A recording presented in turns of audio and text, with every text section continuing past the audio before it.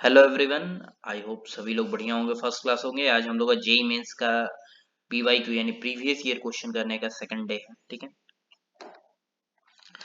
आज हम लोग कुछ जेई मेंस के पीवाई क्यूज लेकर आए हैं। ठीक है, जैसे कि आप लोगों को पता होगा जनवरी में अपना जेई मेंस का फर्स्ट अटेम्प्ट है। ठीक है, तो कुछ प्रीवियस ईयर क्वेश्चंस केमिस्ट्री के आज हम लोग सॉल्व करने वाले हैं। ठीक है, चलिए स्टार्ट करते हैं फर्स्ट क्लास में। ठीक है, among the following the molecule with the lowest dipole moment is। ठीक है, यहाँ पे कह रहा है कि ये जितने भी चार ऑप्शंस गिवन है इसमें सबसे लोवेस्ट डाइपोल मोमेंट किसका है, सबसे कम।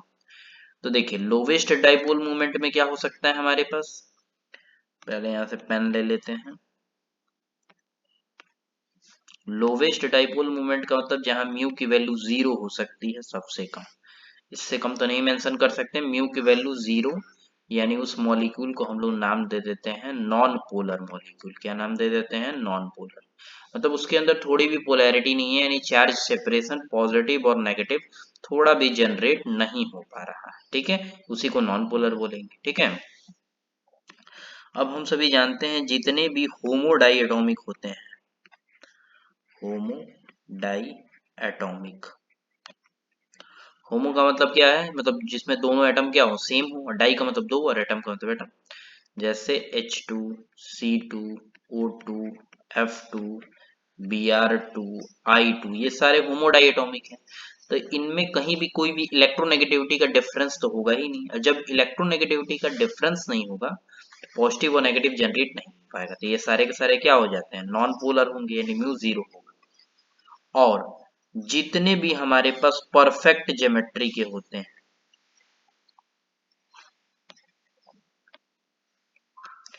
परफेक्ट ज्योमेट्री का मतलब एक ही सेंट्रल एटम होना चाहिए, और जितने भी सराउंडिंग एटम्स होने चाहिए वो सारे के सारे सराउंडिंग एटम क्या होने चाहिए? सेम होने चाहिए। तो ऐसा एक एग्जांपल हमारे पास दिख गया है CCl4। तो जितने परफेक्ट ज्योमेट्री होंगे वो सारे के सारे क्या होंगे? नॉन पोलर होंगे, यानी म्यू जीरो होगा, यानी उनका डाइपोल मूवमेंट बिल्कुल भी नहीं होगा। ठीक है, तो ऐसा मॉलिक्यूल हमें दिख गया, दैट इज CCl4, यानी थर्ड ऑप्शन टिक करें। ठीक है, क्योंकि कार्बन एक सेंट्रल एटम है, एक है, और चारों के चारों क्लोरीन के आपस में सेम है, तो यहाँ पे कोई भी डाइपोल डाइपोल मूवमेंट जनरेट नहीं होगा। तो ये नॉन पोलर मॉलिक्यूल होगा, इसका म्यू की वैल्यू क्या होगा? जीरो हमारे पास आ जाएगा। ठीक है, चलिए नेक्स्ट क्वेश्चन के मूव करते हैं। The general formula of CnH2nO2 could be for open chain. JEE mains का ये भी क्वेश्चन है हमारे पास। CnH2n और O2, पहला दिया है कार्बोक्सिलिक एसिड। तो अगर हम कार्बोक्सिलिक एसिड की बात करेंगे तो जो सबसे छोटा एकदम सबसे मिनिमम साइज का एकदम छोटा एक कार्बन वाला होता है एसिड, तो उसे बोलते हैं मेथनोइक एसिड, और ये फॉर्मूला होता है HCOOH। ठीक है, अब अगर हम थोड़ा सा दिमाग लगाएं और इसके अंदर फॉर्मूला रखने की कोशिश करें जो CnH2nO2 दिया है, तो लेट सपोज n की वैल्यू 1 रखते हैं, तो क्या आएगा? C1H, 2 इंटू वन तो भाई वही हो जाएगा, और O2, तो फॉर्मूला क्या बनेगा? C1H2O2। तो एक कार्बन है तो यहाँ भी एक कार्बन है, हाइड्रोजन दो है तो एक और एक दो हाइड्रोजन, ऑक्सीजन दो है तो यहाँ भी दो ऑक्सीजन है। तो ये हमारे पास क्या बन जाएगा? एसिड बन जाएगा। अगर हम n की वैल्यू 2 रखेंगे तो यहाँ क्या आएगा? C2 और H2 4 और ये O2। तो अगर हम एसिटिक एसिड लेते हैं CH3COOH, यहाँ पे दो कार्बन है, यहाँ भी दो कार्बन, तीन एक चार हाइड्रोजन, दो ऑक्सीजन दो ऑक्सीजन, तो ये हो जाएगा। ठीक है, यानी एसिड एक तरीके का होगा, तो इसके लिए फर्स्ट ऑप्शन क्या है? बिल्कुल करेक्ट रहेगा। ठीक है, चलिए ठीक है, नेक्स्ट क्वेश्चन है हमारे पास, जेई मेंस का ये भी है।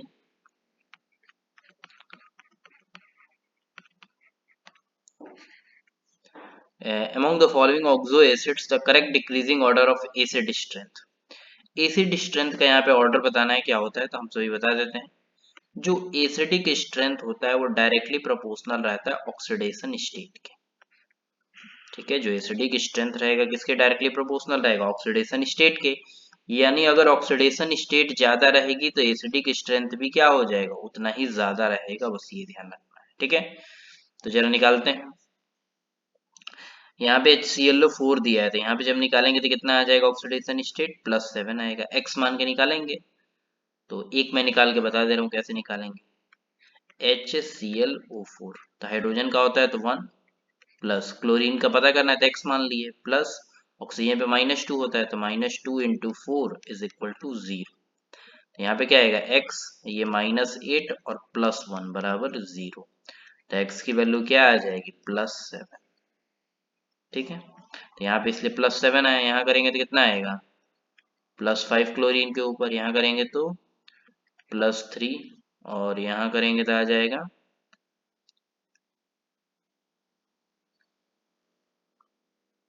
HOCl है ना, तो x मान लो अगर 1 मानेंगे +x -1 तो 0, और ये तो कट ही जाएगा। अच्छा सॉरी, ये है ना, नहीं नहीं नहीं, एक सेकंड, यहाँ पे +1 आ जाएगा, हम सो सॉरी। ठीक, तो +7 यानी सबसे ज्यादा ऑक्सीडेशन स्टेट, ऑक्सीडेशन स्टेट ज्यादा तो एसिडिक स्ट्रेंथ भी क्या होगा ज्यादा, तो यहाँ पे फर्स्ट ऑप्शन हमारा बिल्कुल करेक्ट हो जाएगा। ठीक है, नेक्स्ट आ जाते हैं।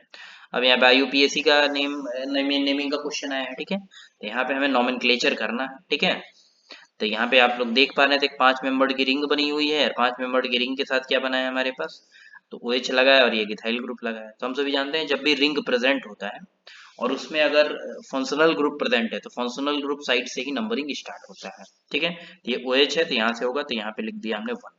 अब सेकंड ऊपर जाएगा कि नीचे ये डिसाइड करना है, तो हम जानते हैं एक रेगुलर वे में मूव करते हैं, जैसे इस साइड है तो इधर की ओर एक रेगुलर क्लॉकवाइज मूव करेंगे, 2 3 4 और ये 5। ठीक है, अब देखिए यहाँ पे 4 नंबर पे क्या लगा है हमारे पास, तो इथाइल लगा है। ठीक है, तो यहाँ क्या आ जाएगा 4 इथाइल। अब साइक्लिक कंपाउंड है तो साइक्लो। ठीक है, अब 2 पर क्या दिया है इन, और 1 पर क्या है वॉल, तो यहाँ लगा दो 1। 4 इथाइल साइक्लो 2 इन 1, ये हमारे पास एग्जैक्ट करेक्ट IUPAC नेम। ठीक है, तो जब भी साइक्लिक कंपाउंड आपके पास गिवन हो, अगर उसके साथ कोई भी अच्छा फंक्शनल ग्रुप लगा हुआ है तो फंक्शनल ग्रुप साइड से ही नंबरिंग स्टार्ट होगी, ध्यान रखेंगे। फिर उसके बाद से क्या करेंगे, जो डबल बॉन्ड साइड में मूव करेगा उधर के मूव करा देंगे एक रेगुलर वे में, और ट्राई करेंगे नंबरिंग कम से कम दें। ठीक है, 4 इथाइल साइक्लो 2 इन 1, आगे चलते हैं। ये रहा, यहाँ भी नेक्स्ट क्वेश्चन जेई मेंस का है हमारे पास, और यहाँ पे IUPAC नोमेनक्लेचर के रिगार्डिंग पूछा गया है कि क्या होगा। ठीक है, तो इस साइड से नंबरिंग करेंगे तो 1 2 3 और 4 चौथे नंबर पे आ रहा है, इधर से करेंगे तो 1 2 3 4 ये भी चौथे नंबर पे आ रहा है। ठीक है, और एक साइड में डबल बॉन्ड है, एक साइड में ट्रिपल बॉन्ड है, तब एक ही किसी को प्रियोरिटी दे सकते हैं। तो ध्यान रखेंगे डबल बॉन्ड या ट्रिपल बॉन्ड का बात आया था, और जब पोजीशन सेम रहता है तो हमेशा ध्यान रखेंगे डबल बॉन्ड का जो प्रियोरिटी होता है वो ज्यादा होता है as compared to the triple bond. ठीक है, डबल बॉन्ड जो पोजीशन होता है उसका प्रियोरिटी क्या होगा, ज्यादा होगा। ठीक है, तो चलिए यहाँ से करते हैं। तो 1, ये कलर नहीं दिख रहा है ना, 1 2 3 4 5 6 और ये 7, ये 7 कार्बन का कुछ इस तरीके से है। ठीक है, तो 7 कार्बन के लिए हम लोग क्या यूज करते हैं, हेप्ट। ठीक है, अब पहले नंबर पे क्या है इन, और इसके बाद आइन, तो इन अल्फाबेटिकली आता है ना हमारे पास पहले, तो 1 इन। ठीक है, और ये कितना है 6 आइन, और ये क्या है 4 ऑल, ये हमारे पास बन जाएगा। ठीक है, हेप्ट 1 इन 6 आइन 4 ऑल। ठीक है, तो ये हो जाएगा। ठीक है, ये ध्यान रखेंगे डबल बॉन्ड का प्रियोरिटी क्या होगा, ज्यादा होगा कंपेयर टू ट्रिपल बॉन्ड। ठीक है, अब ये है हमारे पास, यहाँ भी सेम IUPAC नोमेनक्लेचर बताना है। ठीक है, जेई मेंस का क्वेश्चन है। ठीक है, तो ये देखिए एसिड लगा है, अल्कोहल लगा है, ब्रोमीन लगा है, और यहाँ पे क्या लगा है NO2 ग्रुप, नाइट्रो ग्रुप लगा है। तो अगर फंक्शनल ग्रुप की प्रियोरिटी की बात करेंगे कि सबसे बढ़िया फंक्शनल ग्रुप कौन सा है, किसकी प्रियोरिटी ज्यादा है, तो हम सभी जानते हैं जो एसिड ग्रुप होता है उसका प्रियोरिटी ऑर्डर क्या होता है, ज्यादा होता है। कभी भी पॉलीफंक्शनल ग्रुप आता है हमारे पास, तो पॉलीफंक्शनल ग्रुप आएगा तो सबसे ज्यादा प्रियोरिटी एसिड का होता है, तो एसिड साइड से ही नंबरिंग करेंगे। तो 1, अब ऊपर क्यों नहीं जाएंगे क्योंकि ज्यादा नंबरिंग मिलेगा, तो 2 3 4 5 बस, और फिर यहाँ पे 6 कार्बन। ठीक है, अब जब बेंजीन के ऊपर एसिड रहता है उसे बेंजोइक एसिड बोलते हैं। अब यहाँ पे अल्फाबेटिकली करना पड़ेगा, तो एक तो मेन जो चेन हमारे पास आएगा वो आ जाएगा बेंजोइक एसिड, ये तो मेन चेन आ गया। अब OH Br और NO2 ये सब्स्टिट्यूएंट है, तो देखिए जरा यहाँ पे OH यानी हाइड्रोक्सी H से स्टार्ट हो रहा है, Br का मतलब ब्रोमो B से स्टार्ट हो रहा है, नाइट्रो का मतलब N से स्टार्ट हो रहा है, तो B पहले आ रहा है। तो यहाँ पे हम क्या लिखेंगे 3 नाइट्रो, उसके बाद क्या आएगा 2 पर हाइड्रोक्सी, और 2 पर हाइड्रोक्सी, और 5 पर क्या आ जाएगा नाइट्रो। एक सेकेंड,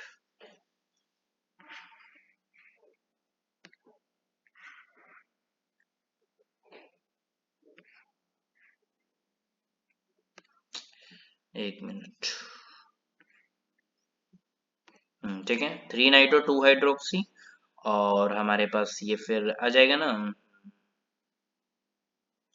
एक सेकेंड, सॉरी सॉरी, कुछ गड़बड़ हो रहा है, दोबारा कर देते हैं, कोई इशू नहीं। एसिड वाले से नंबरिंग है 1 2 3 4 5, तो सबसे पहले अल्फाबेटिकली कौन आ रहा है, ब्रोमो आ रहा है ना। यहाँ पे लिखेंगे 3 ब्रोमो, ठीक है। उसके बाद अल्फाबेटिकली हाइड्रोक्सी आएगा, ठीक है, तो यहाँ पे हो जाएगा 2 हाइड्रोक्सी। उसके बाद 5 पर नाइट्रो है, तो यहाँ पर क्या आ जाएगा 5 नाइट्रो। फिर क्या आ जाएगा, ये 1 नंबर पे एसिड लगाया, तो यहाँ पे क्या आ जाएगा बेंजोइक एसिड, बस। तो ये हमारे पास करेक्ट आईयूपीएसी नोमेनक्लेचर रहेगा इस कंपाउंड का, ठीक है। आई होप सभी को ये वीडियो पसंद आया होगा, ठीक है। बाकी बाकी के पीवाईक्यू नेक्स्ट लेक्चर में हम लोग करेंगे, ठीक है। अगर आप लोगों को कोई भी रिस्पेक्टिव डाउट रहेगा इस सेशन से रिलेटेड, तो कमेंट सेक्शन में काइंडली मेंशन कीजिए, जो भी प्रॉब्लम्स है आप अपनी शेयर कीजिए, ठीक है, कमेंट कीजिए। और अच्छा लगा हो तो प्लीज चैनल को सब्सक्राइब करें, शेयर करें, और बहुत सारा प्यार दे हमें। थैंक यू सो मच ये लेक्चर देखने के लिए। और जेई मेंस के जितने भी एस्पिरेंट है सभी लोग बहुत मेहनत से तैयारी करें, ये आपका ईयर है, आपको इस ईयर में जरूर से जरूर क्वालिफाई करना है, ठीक है। हिम्मत बांधे रखे, कोई भी प्रॉब्लम होता है कैम्पशॉट चैनल आपके साथ है, कोई भी प्रॉब्लम हो कमेंट सेक्शन मेंशन करें, ठीक है। Thank you so much everyone for listening me patiently, thank you.